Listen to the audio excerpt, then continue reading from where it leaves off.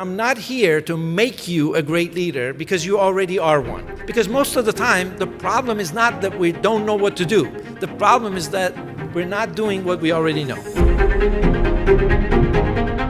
Maybe people do what they say to an extent. Maybe they get compliance, but they're not going to get commitment. It is so important for you to work on your mindset so you can get the most out of your tool set and your skill set.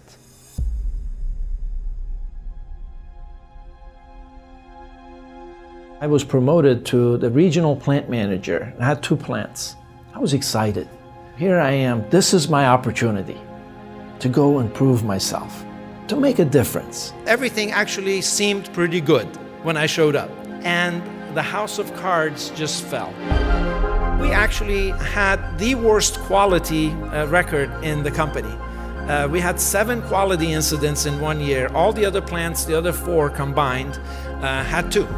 I remember going home every night feeling like I'm not good enough and I don't have what it takes. And I remember very well just blaming everybody else for what was going wrong. My boss didn't get how awesome I was. These people in the plant didn't trust me.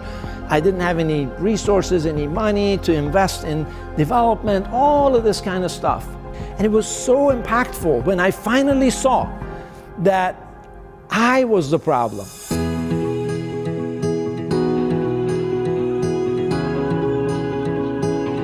So once we started having all that success, everybody else started taking notice. I took an assignment as the Global Excellence Leader, and I had responsibilities for several organizations. And I would partner with these organizations to go from okay kind of results to extraordinary.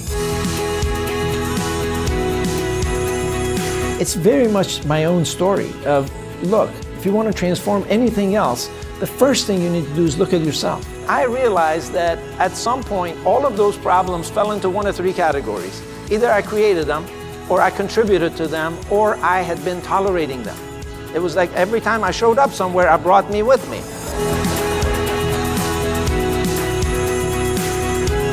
So it's important for you to declare yourself the barrier. It doesn't mean that all those barriers that you're facing are fake and they're non-existent.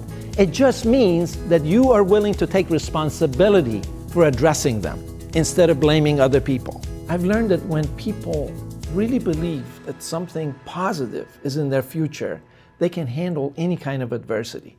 I meet 100% of my commitments. You know, there are a lot of things that I'm very committed to.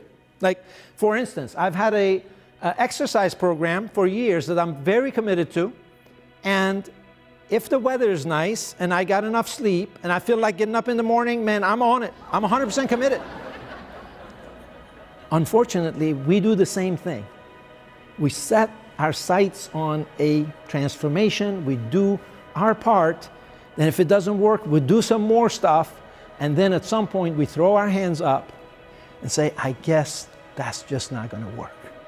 I will do what it takes to make it happen. Because that's 100% commitment.